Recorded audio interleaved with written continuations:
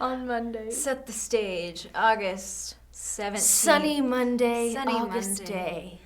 These two crazy girls got the #1 song in the country. Oh my gosh. Wasn't that wild?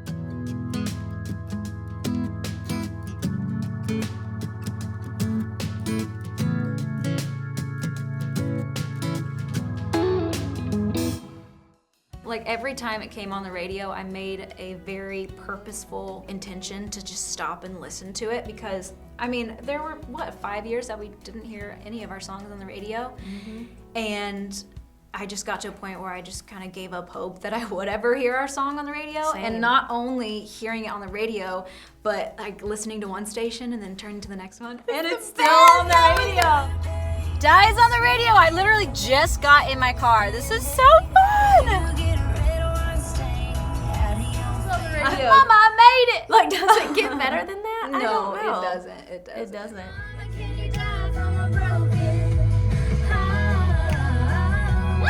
We wrote Die From a Broken Heart in September of 2017. I was 2 weeks fresh out of a 3-year relationship. It was a doozy, and we walked into the writing room, and Jonathan Singleton was one of our co-writers, as well as Derek Rattan. But Jonathan Singleton had a meme that said, "Can you die from a hangover?" Which we have felt that before, but then he was like, what if it's like, Mama, can you die from a broken heart? And then, you know, we were having a lot of those kind of conversations with our parents and friends and stuff when that, you know, when our careers were just crazy, and then her breakup, and it was just... Like literally right after we wrote it, I went to our manager's office, and our day-to-day manager at the time, he was like, "What'd you do today?" And I was like, "We wrote a song." And he said, "What's it called?" And I said, "Die From a Broken Heart." And he goes, "Are you okay?" And I was like, "Yes, I'm fine."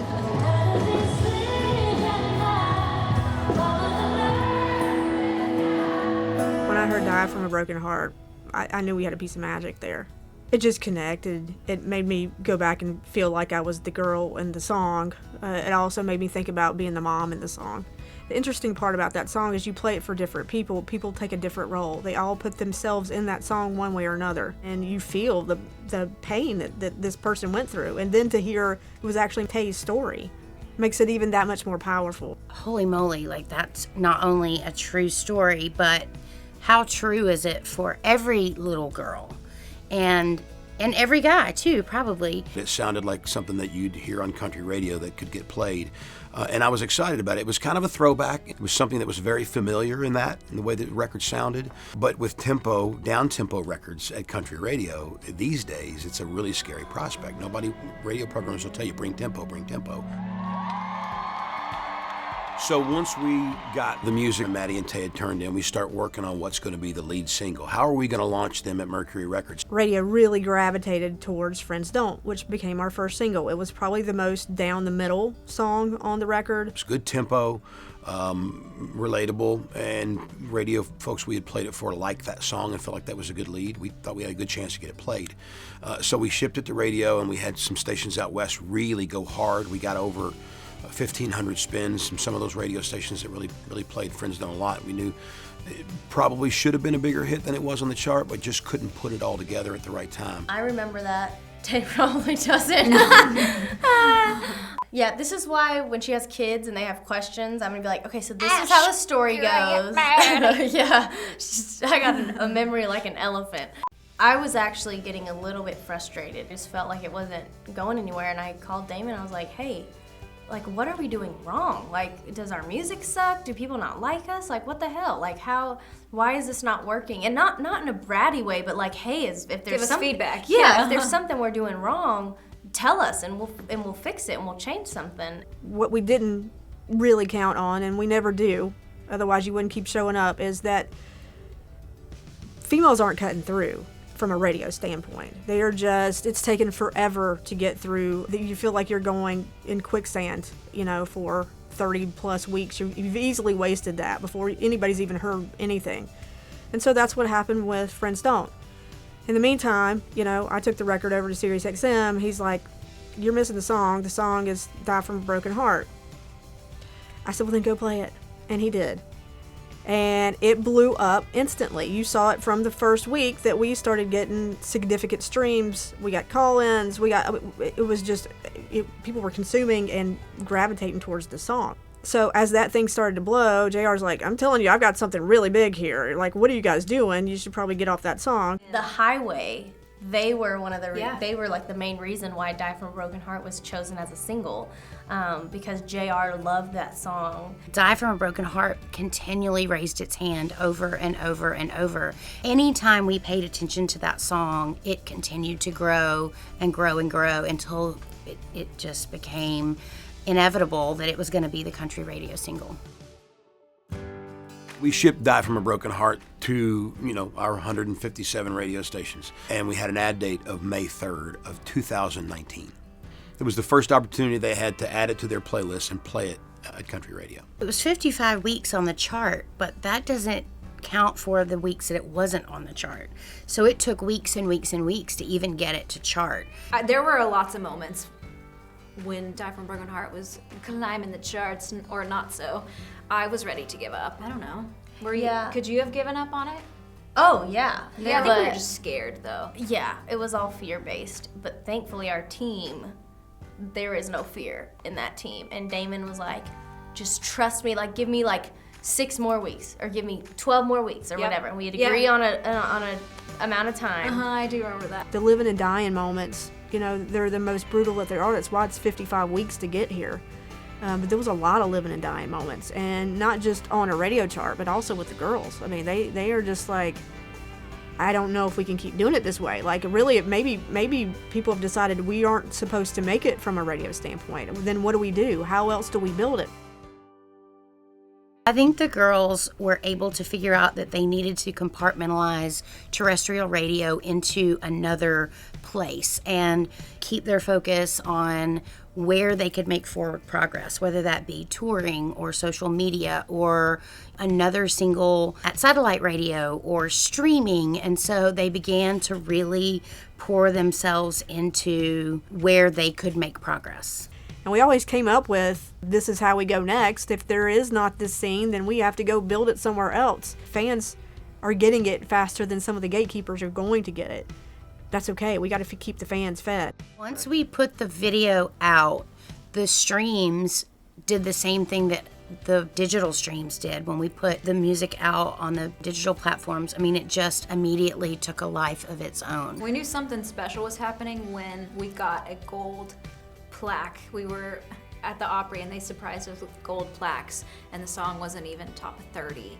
Yeah, and on radio. Yeah, we just knew something was about to happen. But even then, I was like, okay, if this is as far as it gets, this is awesome. This is exciting to me. Another plaque to add to the wall. I'm good. Yeah. And then it just kept going. I know. The video views are crazy. What was happening with streaming was crazy. They were just connecting. So you can't ask for more than that. Now, whether or not I get it played is a whole nother thing. I mean, that's how you make it massive. And so we all have to stay in the game here.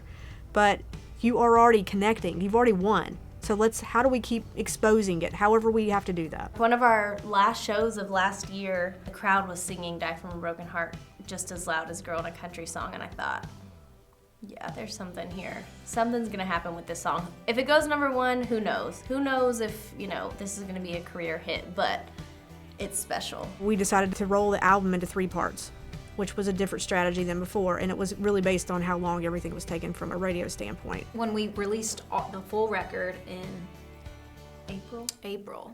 Wow, so that was a full year after Die came out. Wow, this timeline's wacky, man. Yeah. This makes no sense. I don't know how this worked out, but it did. Wow. When we released the full record, that's when I feel like the song just started to climb. What's the familiarity was how radio had played it a lot. People had heard it. They loved it. They were getting response from listeners, calling the radio stations. You saw the consumption numbers really start to climb.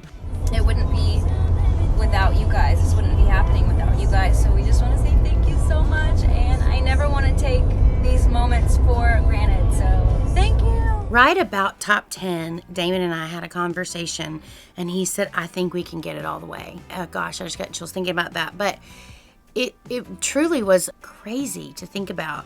your art, your words, your feelings, to go to all the way to the top of the chart. You know, I could hear it in their voices when I'd call them or text them, and their responses. They were trying to hold it together, but excited that they were about to get there again. I remember my whoa moment. What? Haley put in the iCal #1 projection for Die From a Broken Heart, and I was like, Oh, yeah. oh my gosh. On Saturday afternoon, you know, I finally was able to call them and go, hey, you know, when they woke up Sunday morning, they were going to have the #1 song on the chart. We had Taco Bell that night. Oh my We gosh. went to Tay's house and played games and ate Taco Bell. So fun. Yeah, I want Taco Bell right now. me too. You know what we didn't do? Eat cheesecake. That's part of our tradition. Screw that one. That's Let's okay. go Taco Bell yeah. now. Yeah. I mean, it just feels like a huge victory. I'm so proud of them. Even in the most down moments, you know, they never want to quit. Die From a Broken Heart owns the record for the longest charted run to #1 by a female. I think it's kind of awesome. This song took a full life, and I think that they absolutely have the full appreciation for everything that it takes to get there. Present? What could be a present? Oh, I thought those were props. Oh gosh, it's gonna make me cry. This was a big win. Just knowing the future is gonna be okay, no matter what happens, Yeah. even if we do fail. Like, Yeah, it's who gonna be cares? alright. We Who failed cares? before. It ain't that scary. Yeah. We always get back up and figure it Yeah. out. I think that's like where The future is still unknown. Like, it's still the way it is. It's just our perspective on it. Yeah. we'll figure it out. Yeah. Always do. Always have, always will. We feel validated not by the success of having a #1 or the success of a song, but validated by the tools we used to persevere and the tools that we used to have the patience. And that's what validates me. It validates those doubts that try to creep in now are just a lot quieter. There was so many times where we just like didn't want to show up or like didn't feel good enough, and y'all just loved on us and like just made our art feel important. And I'm sorry, I'm crying. I just am so filled with so much gratitude, and this is so special.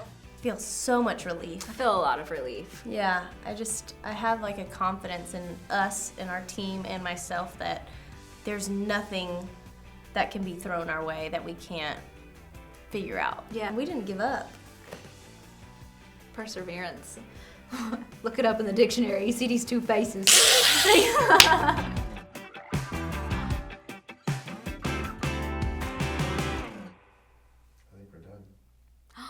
Wait, really? That's so sad. I don't want to be done. Really? This documentary's been like Yeah. the best part of this storytelling thing. I know.